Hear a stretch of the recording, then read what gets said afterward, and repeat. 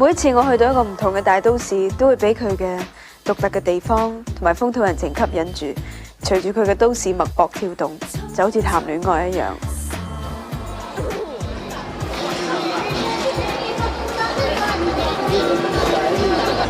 我跳蚤市場啊！幾靚啊條褲！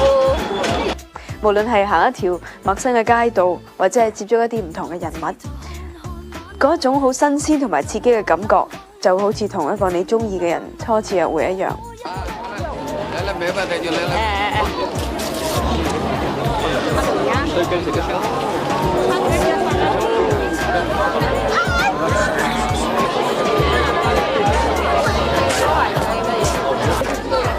听众朋友、观众朋友，走过路过不要错过机会了，我们全是卖到低低价了啊！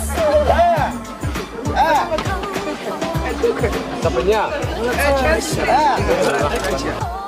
當我第一次踏足上海嘅時候呢，就有呢一種感覺。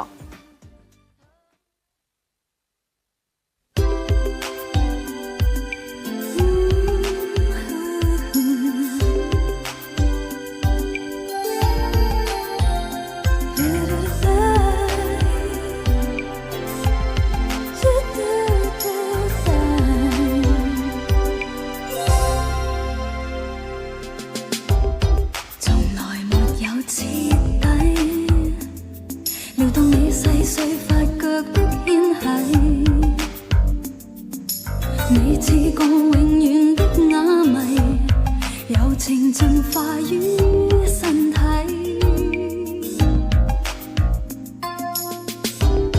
從平淡到緊張，從沒有過這剎那的關係，愛意滲滿我的周圍，如湖水般美麗，卻也深不見底，終於找着要走的人，從前不敢想的終於發生。My love， 茫茫一生此刻不可再等，世界再不吸引，只因我被你牽引。